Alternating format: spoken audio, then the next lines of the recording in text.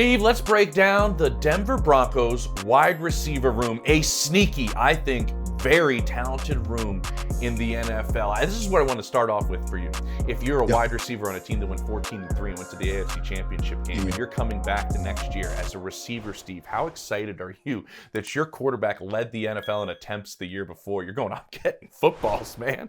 Like sometimes a guy throws a ton of passes and it's because you're behind, right? You're trailing. You know, you're trying to get back in games. Steve won a lot of games, and they threw a lot of footballs, and they have a new group a little bit, a big new focal point to this group. I just wanted to say this right out the gate. Where do Courtland Sutton, and we'll get into Jaylen Waddle specifically and how he changes this group, but we've talked about duos. Where do they rank in duos in the NFL? Duos in the NFL right now is tough because we actually haven't seen these two play. Good point. But let's be fans and let's not be guys who actually, work for the NFL. I wanted to start with some fun here. And travel around and see all the different camps and listen to coaches and executives really unfilter. They become unfiltered and tell us actually how they really feel. And then we do a really good job of trying to take all of that information and then give it to the fans, haters, and then inquisitive minds want to know. I think that they're in the top 10, right? And here's why I believe they're in the top 10. Yes, that means now I'm putting myself out there. Now I have to do a top 10. So we'll be doing the top 10 before the season starts because content is what we do. I'm close. I feel like they're closer to 5, Steve, honestly. Like Chase and Higgins are above them. Is this you asked me to answer, and I'm That's a really good point. I'm just playing. Before I can say this. Yeah.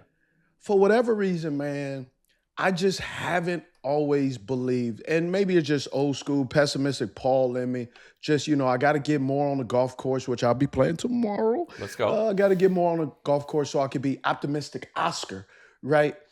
That no matter how you skin this cat, damn, Bo Nix just gets it done. Yep. And for all indications that I know, I've talked to a few sources. Nice. You notice I pointed to one guy, but yet I use the word sources so people can really know. Yeah. I've talked to a few people up there, but I've talked to my main guy, James. Man, Bo is just firing all cylinders. You could see the step forward that he's taken. And so I just have to lean back and just eat some humble pie. Man, Bo Nix is legit, bro. He is. Just flat out legit. And if Davis Webb can insert a little bit of youth in thinking. And I have to say that because I do know some former offensive coaches that were on that team now are on other teams that had said when Sean was there in the beginning, he was a little old school. He wasn't necessarily always wanting to do the RPO game. He did that wasn't his bread and butter. He's really changed, and I know Sean extremely well, just like you do. Sean can be a little stuck in his ways at times. Yes. And I love the way he's implementing a lot of different things, and because of that, I just have to give Bo his kudos. I mean, my man is standing on business, 10 toes and a pinky down, and my man is doing it. He is. And what we're seeing from him, and Davis Webb and Sean Payton think, Steve, on the move, he is the best thrower of the football in the NFL. That's literally how they feel about Bo Nix. Statistically, he's pretty up there. He is. So what I've seen at camp, and I want to ask you this because you mentioned what Davis Webb can do to make some changes. And what we've seen so far from Davis, who might be one and done in all honesty here in this offensive coordinator role, and be a head coach after this season. But what we've seen is this was one of the teams that used motion at the least amount this past season, I'm seeing guys all over the place. Jaylen Waddle specifically, starting in the backfield, then he's out wide. Then he comes from wide, he moves into the slot. R.J. Harvey, their third down backs, lining up all the way out wide to the boundary. And then he's coming around on a wheel route on motion the other side. And so we're seeing all of this early on. I think this is a feeling out process between Davis and Sean about what we can do to add some wrinkles to what we have. We want to get under center a little bit more and put Bo in that play action rollout game and some of these boots and have him throw on the run. I think we have a chess piece, and we'll just start there with the acquisition of Jaylen Waddle. And that seems to have changed everything. Bo has been extremely open, and I want your take on this, Steve, which I think Sean's great at getting players open with the way he schemes his offense. He can find ways to create explosive plays. But Bo said specifically, we didn't have an explosive player like this. We've been lacking this in the offense to where a screen goes 70, right? A shallow cross goes 60. Like any of that type of stuff. Bo openly said it. We just haven't had that player, and we've lacked it in the offensive game. Sean gets guys open, but certain players, Steve, you were one of them, that just make plays sometimes on their own. Sometimes the play gets the guy open. Sometimes players make plays, and Jaylen's a player makes plays. I'm watching games, and I got to be careful because this is where the slip of the tongue, where someone want to catch a stray, and I don't want to do that, right? And so I do believe that Sean does an excellent job of utilizing a lot of the personnel.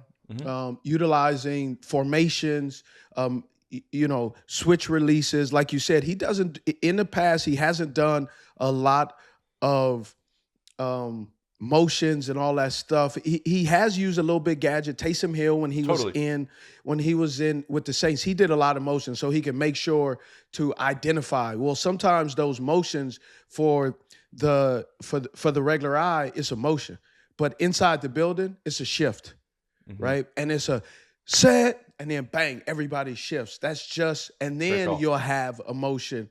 So I'm saying all that because with the addition to Waddle, it just made a lot more explosive. It made a lot more explosive plays for so many other people to show up. Because Waddle is, man, he's a speed merchant, right? He can get down the field. We've seen it. He doesn't necessarily play physically, but he's able to get away from the press coverage. He's able to get his separation. He's able to get tied up a little bit, put his foot in the ground, and still go east and west as if the defender never touched him. You said east and west. I want to say this real quickly. One of the first texts I got out of the building after that trade was what we love for him to do, Steve, is he stretches defenses horizontally. Yep. Will you describe that to everybody? I could give you a great example, horizontal, because it's going to the example of a horizontal threat is Mims. Mims, who's a Pro Bowler. Yeah. But at times he disappears in training camp. You've been in training camp. There's days where he'll make a splash play, and then there's a couple of days where he doesn't have. You're waiting for hey, is Mims here today? So I would like to see a little bit more out of him. He's had some splashes early in camp. I will say that. Yes, and he's their explosive guy downfield. They think he has great hands, but I do think the inconsistency part, Steve, that you said is why they made the Waddle trade. Like they think he's a good player, but it's like, man, we need somebody that brings it on more of it, and Waddle has that. Well, it's funny is if you listen to us and other people, you go back and see his draft breakdown, vertical separator. Yes. Great hands. But yet he hasn't separated as much. And just starting with Marvin Mims Jr. is because you've said that horizontally, he could stretch concepts. You've seen him on the returns where he'll hit a crease and go. However, only 7 receptions, 20 plus yards. That's explosive plays. 10 to 19, 2 receptions. Think about that. Yep. You're a Pro Bowler, and the tag for being a second-round pick in 2023, you are a vertical separator, horizontally stretches the concepts, and yet when we talk about 10 and 19 plus and add on explosive plays, bro, we're talking about 9 total for the whole year. Yeah. However, behind the line of scrimmage, guess how many receptions? Oh, he's 25. Got a boatload. He's got a boatload. Yeah.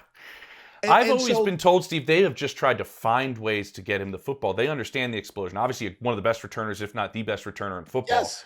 So let's get the ball in his hands some different ways. I think maybe the lack of refinement in the route running has slowed some of the other ways they want to get him in the football. So they've resorted to some of these other ones in terms of behind the here's one of the things that can happen, and I do believe coaches get fixated on seeing a player in practice, being around him every day, and they start to say he can't do this and he can't do that. It doesn't matter what he does to show that he has. They start to go, nope. When you're in the locker room and you see men for the next 6 to 7 months, every single day, now guys are playing in different countries. So you're starting to be around guys in ways almost like college. Yeah. Where you're starting to learn people's behavioral patterns. You're starting to like things about them and roll your eyes about things because you know it's coming. You go, oh, here comes the corny joke, right? Whether it's player or it's coaches. Here, coach is about to start. He's about to start on. He's about to go on. I know this one. Right? Yep. You start the elbow. Here he goes. Here he goes. We used to have a joke. And his name came up. Danny Crossman. Danny Crossman was my special teams coach at Carolina. Danny Crossman has been on a number of teams. Hell of a special teams coach. He's in Pittsburgh right now. Danny Crossman, we used to have a bet.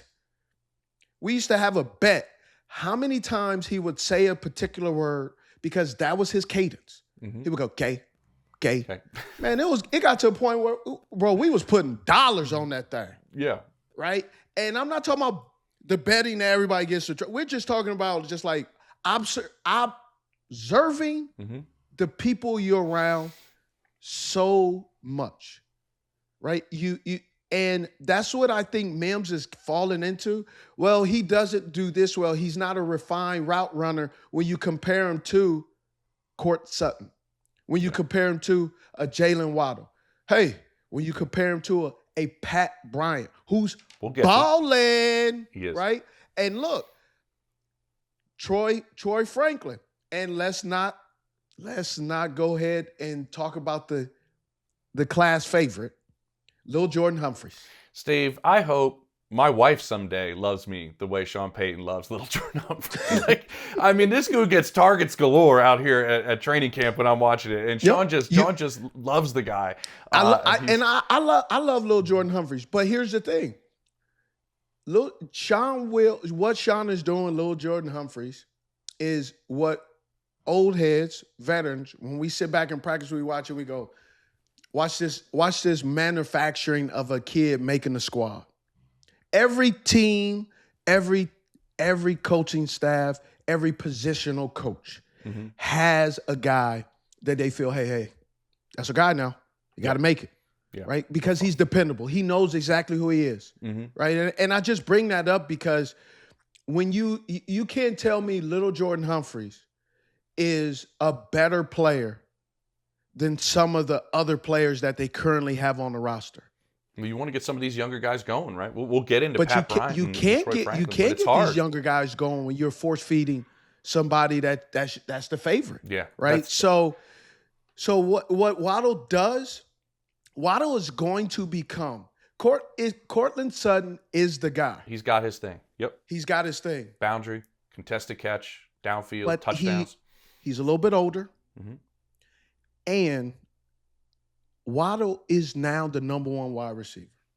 You think he'll lead the team in targets when this season's over, correct? Right? Yeah, I think I think so too. I think he will. I totally think he do. But here's what I do think. Because of Waddle leading the Broncos in receptions, that will not stop the presence of Courtland Sutton. No. Courtland Sutton is still going to have, and I can see this easily. They can have 2,000-yard receivers and maybe have a Pat Bryant or a Troy Franklin who can end up with 700 or 900 yards, where they can have three.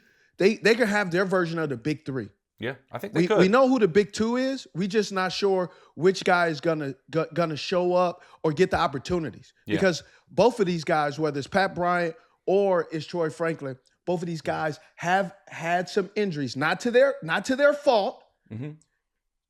Franklin, 17 games. Pat Bryant, 15 games.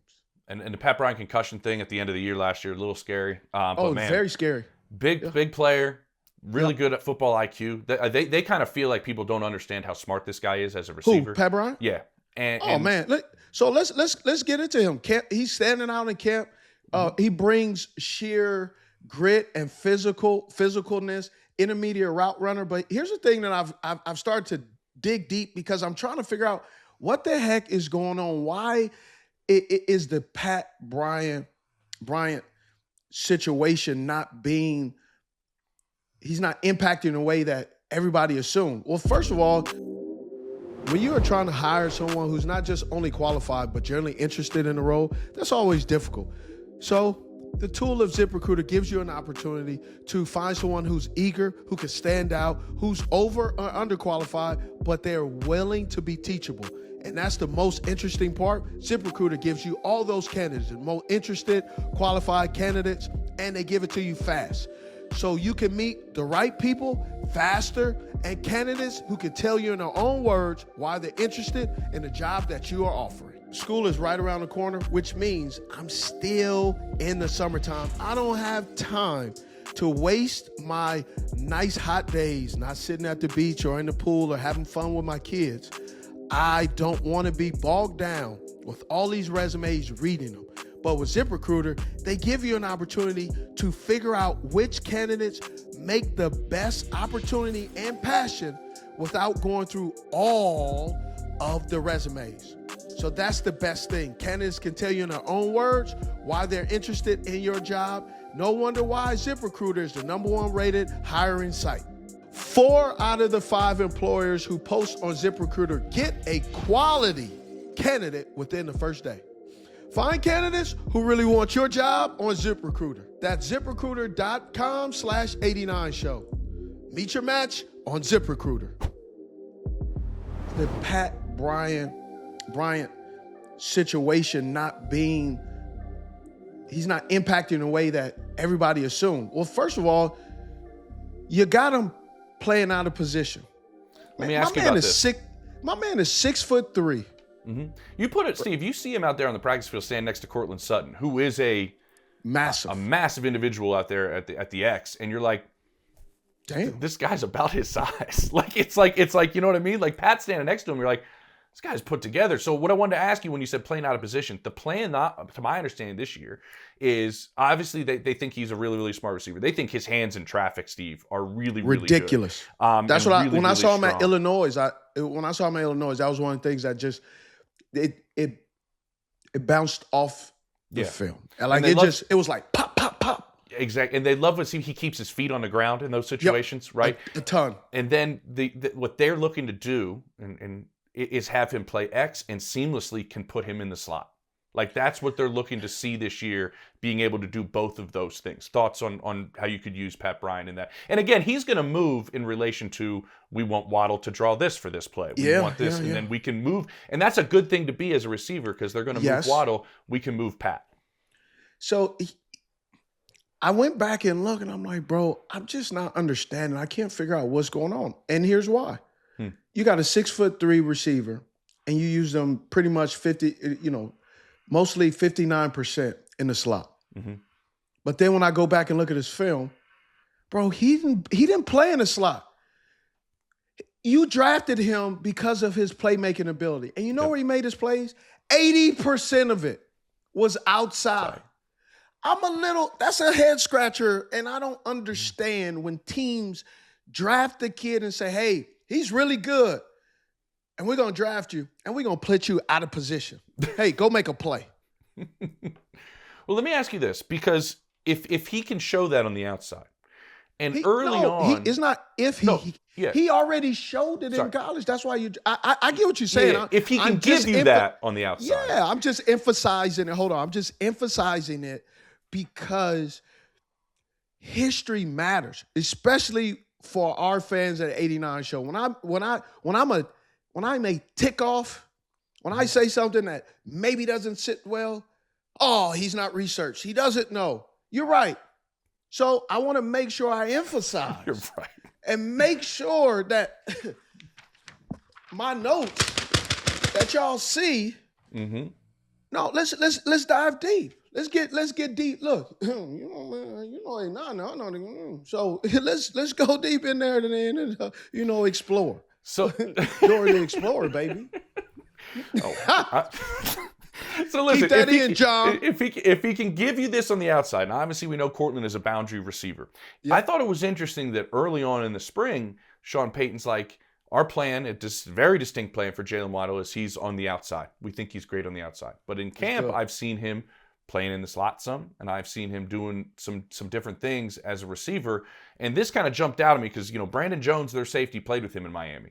First, he said he's faster than he was in Miami, which he said is insane because I didn't think that was possible. But he does feel like he moves better right now than when we were teammates. It is possible. It can happen, right? No. Guys do get faster. Well, guys get faster from college into the pros, especially if not when you run a 4.1, 4.2. You're not going to get more faster than that. Yeah. But what he's stating is, I know where you're when going a guy can remove the wasted steps. Bingo. You would be shocked at just 2 or 3 things of changing, which is his distance and his stance, shortening that, because now when you shorten it, you're now firing muscles that sometimes when you elongate them, they don't have the same kind of power. So when you shorten your stance a little bit, that would obviously lower your weight, which means now you're coiled, right? Yep. And now when you're coiled now when they say go, pew, you just spring off. Yep. And then you get rid of the arms. We talk about it too, those landing strips, the different arms, what guys may do naturally. Because a fast player most of the time very rarely has perfect form. But when you start to hone in that form, you start to take tenths of a seconds off. And all of a sudden you go, how's this dude getting faster? Because he's getting smarter. He's starting to look at his film and start to look at his whole body of work. How can I get better? And sometimes getting better is shortening up and getting, hey, I can get better if I'm positioned better before I start. That's a great point, Stephen. And what combines with that, I think, is as he gets better with, I know Talanoa Hufanga, who's one of the smarter safeties in this league. I hate that safety. He is so good. He's so good. Like I don't really hate him, but you know what I'm saying? I know exactly what you're saying. Like, I hate he sees everything.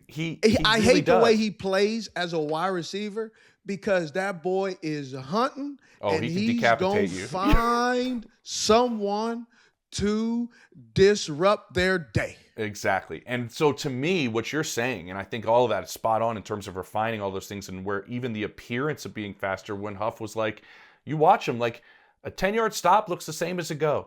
A comeback looks the same as a go. Like, do you know what that does to my back pedal? You know what that does to a defensive back's back pedal? You know. And so when you can do that, the guy looks even quicker. He looks even faster because his technique is even better. And that's where Jaylen has the ability to do some of these different things. I wanted to get back real quick to the slot aspect of it because you look at the way some of these teams and some of these secondaries play matchup stuff. There's going to be times where a safety, like I got Jaylen Waddle in the slot, like this is mismatch here for Denver. And especially if they're not prepared for it, right? If that defense is not prepared for it, Steve, how does a team not prepare? Because everybody knows everybody's tendencies. When they watch personnel come in, when you give a 13 personnel, 12 personnel, 11 personnel, New York, fours, nickel, all of that stuff is based on people's tendencies. And if their tendencies, all of a sudden a team goes, hey, we're going to show this, but we're going to do that. and then we're going to shift to this. All of a sudden, corner goes, what? Yep. That wasn't on a play sheet, coach. Mm-hmm. And you're hoping offensively you can get teams in those binds, right? I Yes. wanted to mention one thing before we kind of wrap this up, because I think this one's been outstanding, is Davis Webb. We mentioned him in the beginning of this episode. He has a feeling, if you remember, he was in that quarterback room in Buffalo where Josh Allen was going into year 3. Bo Nix is going into what year? 3.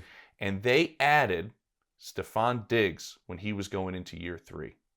And he feels like this has a similar vibe of adding a type of weapon to an offense in a quarterback going into year 3 that's giving him a very familiar feeling of being around Josh that year. And I went back and looked. Diggs that year led the NFL in targets that first year that he arrived in Buffalo, which is kind of the same situation with Waddle that Davis Webb is feeling. 166 targets that first year. 127 catches, over 1,500 yards. The second year, 164 targets, 103 catches, and over 1,200 yards. It's interesting that Davis has that feel that you add a piece like this to a quarterback, and him being a quarterback and playing in this league, that year 3 with that addition is something that could explode. I thought that was a very interesting thing that Davis has kind of put together. Yeah, that when I was around, went to Buffalo a few times, and he was in that room, and it was interesting because he was in that room and he was always just taking notes, right? And then when I saw him, he was with Dayball, right? He was with Brian Dayball in Buffalo. Then when Dayball was with the Giants, he was there.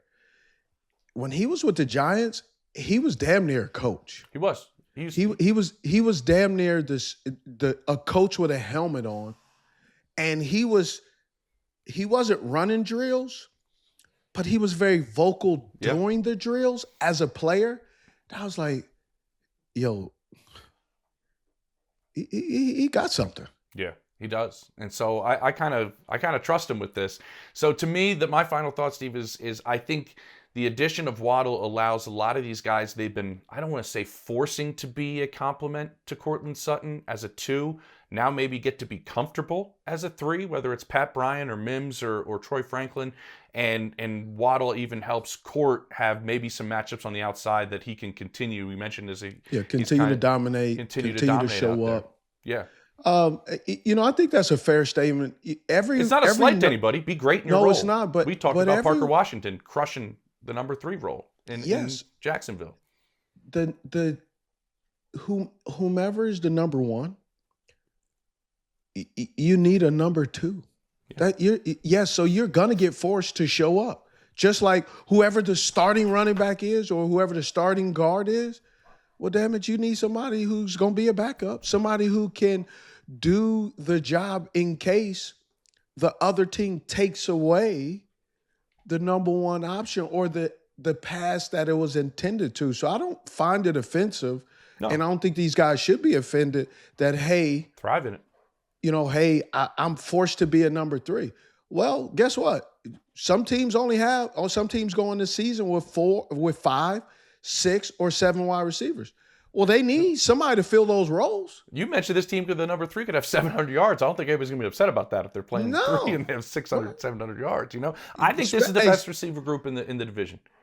You think so? I really do. And I was thinking about think so. I think as well, but I have to say, just a little foreshadowing, I think some additions of some new coordinators down there in some of the other teams. I think it's going to be exciting. It's going to be exciting to watch. It's going to be really exciting. The problem though is some of these other teams, they don't have a guy named Patrick Surtain II on the outside to take that guy away. That's a great point. That's the reason why this group can most likely be the dominant force, because this defense ran by VJ is really taking away. I'm talking about dismissing all myths and saying, hey, that's your number 1 guy. 2 has him. Yeah. So your number 2 now has to be a number 1, and that's not going to happen. No, it's not. I just thought of this. Like, Court's got 3 1,000-yard seasons. Jaylen Waddle has 3 1,000-yard seasons. Okay. In the division, Ladd McConkey has 1. Yes. And that's it. Yeah, that's true. That's true.